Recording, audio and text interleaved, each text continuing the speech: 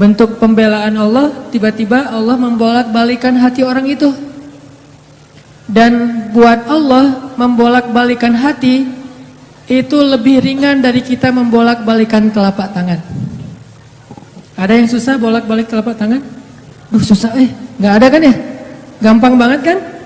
Segampang itulah, bahkan lebih dari itu buat Allah untuk yuqallibul qulub, membolak-balikan hati.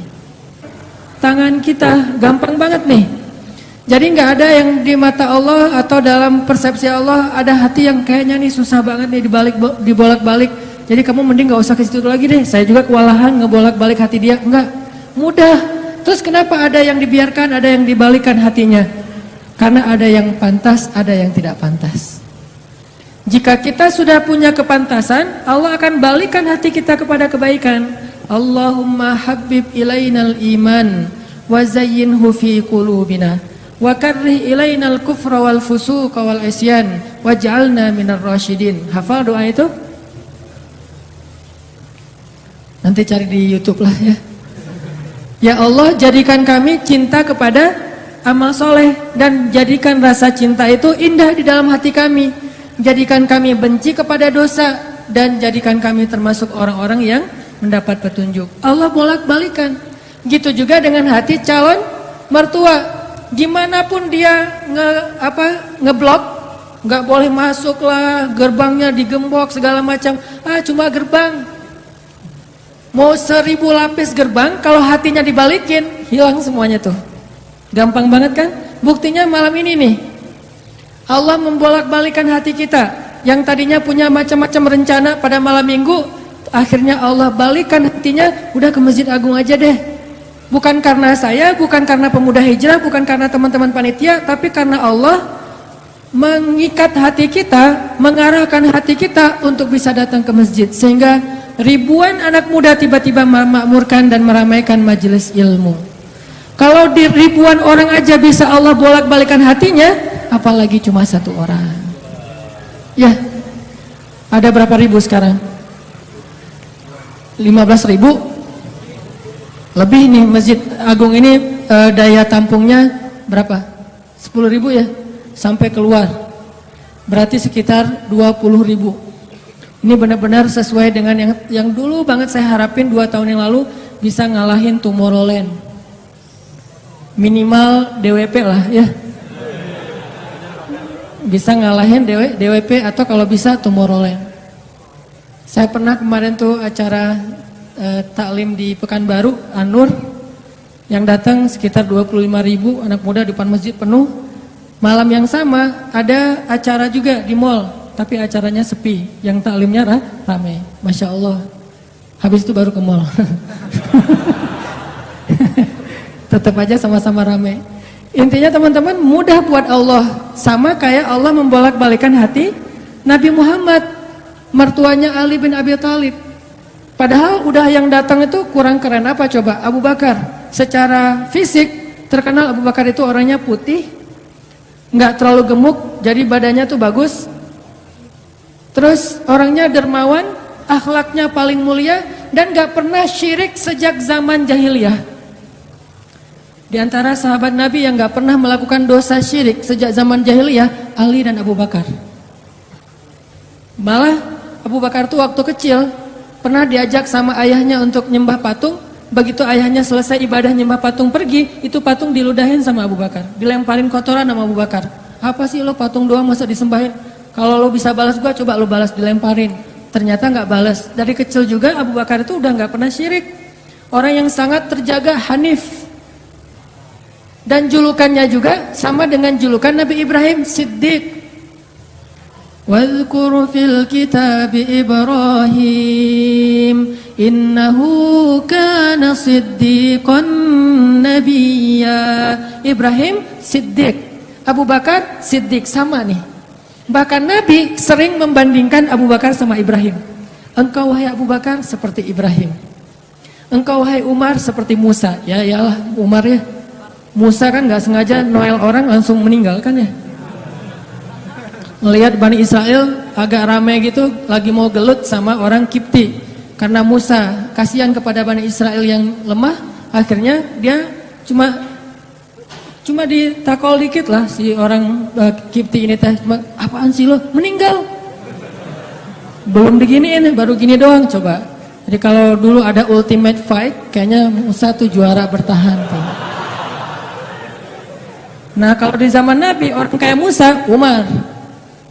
Jawara, Quraisy. Kalau ada yang macam-macam sama Umar, lo berani sama gua. Nih lo lihat nih. Nggak ada yang berani sama Umar. Kalau lo pengen istri lo jadi janda, anak lo jadi yatim, lo tunggu gua di belakang gedung itu. Gedung, bukit. Nggak ada gedung dulu teh. Nggak ada yang berani nungguin Umar. Lancar aja tuh hijrahnya. Artinya Abu Bakar tuh sering dibandingkan kayak Ibrahim.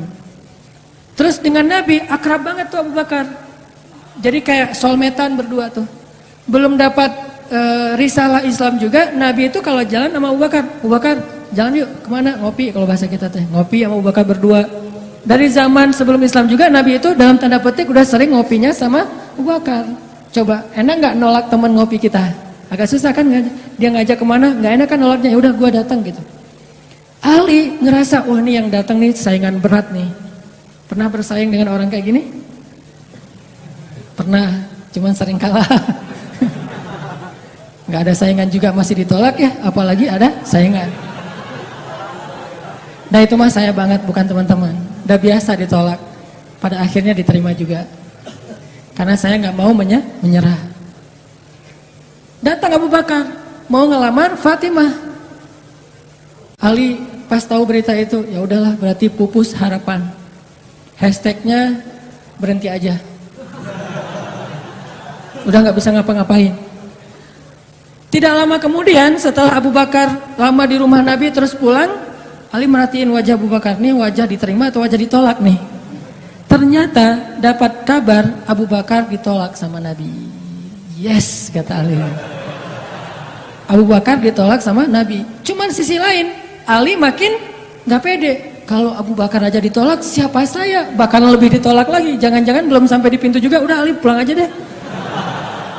Abu Bakar aja ditolak. Yang kurang apa coba? Akhlak luar biasa, agama terbaik, bahkan umat Islam paling baik imannya tuh dan amal solehnya Abu Bakar. Nggak ada tandingan lah. Mau ngelihat surganya di akhirat. Orang kaya di dunia dan kaya di akhirat tuh Abu Bakar tuh. Ada orang yang di dunia miskin, di akhirat kaya. Di akhirat miskin, di dunia kaya. Kalau Abu Bakar, dunia akhirat kaya. Surganya Abu Bakar tuh dikelilingin sama Jibril. Jadi Jibril lagi pengen ngukur surganya Abu Bakar. Terbang setahun. Udah setahun terbang, itu baru di pinggirnya surga Abu Bakar. Belum sampai ke tengah. Padahal Jibril itu kecepatannya lebih tinggi daripada kecepatan cahaya. Bayangin, udah setahun perjalanan cahaya baru di pinggir surganya Abu Bakar. Belum juga masuk, belum sampai ke alun-alunnya surga Abu Bakar. Baru juga perbatasan coba. Kurang apa Abu Bakar? Ditolak sama Nabi. Duh, makin gak pede, kata Ali. Cuma gak pakai, bukan orang Sunda soalnya. Gak lama kemudian datang lagi. Cowok keren, jawara Mekah, Umar datang. Assalamualaikum. Suaranya agak-agak gitulah. Walaupun susah nirunya, cempreng soalnya. Assalamualaikum, waalaikumsalam, kata Nabi datang. Pas diintip sama Ali, tanya-tanya ke teman-temannya, ada berita apa nih, trending topik. Ternyata trending topik di Twitter, Umar melamar Fatimah. Wah, rame lagi viral di mana-mana. Makin, aduh saingannya berat-berat gini, nggak ada yang di bawah saya gitu yang datang, biar saya agak-agak pede gitu. Ternyata Umar pulang juga ditolak lagi sama Nabi. Ali, yes, tapi tuh gimana ya kalau Umar aja ditolak, yang paling kuat bisa menjaga Fatimah banget kan? Kalau ada apa-apa Fatimah tenang aja, ada gua. Naik motor berdua sama Umar gitu kan, zaman kita mah ya. Sengaja nggak bawa jas hujan. Kalau udah hujan buka baju kasih ke ceweknya, nggak pakai baju mau motoran. Cowok banget lah itu mah ya. Pulang-pulang sampai ke rumah minum antangin. Umar tuh jawarannya. Nabi kan pasti tenang banget ngasih anak ke orang kayak Umar. Keluar dia singa, di dalam dia kucing Anggora. Maksudnya apa? Dia tuh nggak pernah kasar sama istrinya, walaupun dia keras kepada musuhnya. Kalau dimarahin istrinya, diem aja. Udah selesai dimarahin, udah. Ya udah pergi nyari teman. Mau curhat habis dimarahin istri, pergi ke rumah Nabi. Pas di depan rumah Nabi kedengaran dari dalam, Nabi juga lagi dimarahin istrinya. Nabi juga diam aja. Ini teladan orang-orang soleh. Jadi yang keren tuh bukan yang gampang marahin istri, tapi yang gampang dimarahin istri. Setuju yang di atas? Cowok keren itu bukan yang gampang marahin istri, tapi yang gampang dimarahin istri. Bah, ya mah. Di dalam rumah tuh, ya mah, ya mah. Di luar, apa lo? Itu cowok keren tuh. Pas Nabi keluar, ada Umar. Ya Rasulullah, Umar gak mau ngebahas, gak mau komen lah. Daripada komentar di blog kan. Diam aja deh. Gitu. Udah selesai jalan sama Umar. Umar nanya, ya Rasul, saya tadi habis dimarahin istri. Mau ngajak Rasul ngopi, curhat, Nabi juga lagi dimarahin. Kata Nabi, bagaimanapun dialah yang mengurus rumah, dia yang mengurus aku, keluargaku. Nabi nyebutin kebaikan-kebaikan istri, nggak mau nyebutin dasar emang perempuan emang kayak gitu ya. Saya tuh Nabi loh, masa Nabi dimarahin? Kamu paham gak sih perasaan aku? Nggak, Nabi nggak ngomong kayak gitu. Nabi cuma membicarakan kebaikan istrinya. Umar yang datang ditolak. Akhirnya Ali udahlah, mau kayak gini mah kayaknya udah nggak mungkin deh. Abu Bakar ditolak, Umar ditolak, berarti ada standar di atas mereka berdua. Yang kaya raya ditolak, yang paling eksis berpengaruh, jawara ditolak. Nah saya nggak punya dua-duanya, masih kecil soalnya. Nanti kalau dia udah dewasa, Ali emang jawara juga tuh. Malah gladiatornya Nabi kan, ketika orang nggak berani menantang seorang musuh, Ali yang berani. Saya Rasulullah, Ali itu.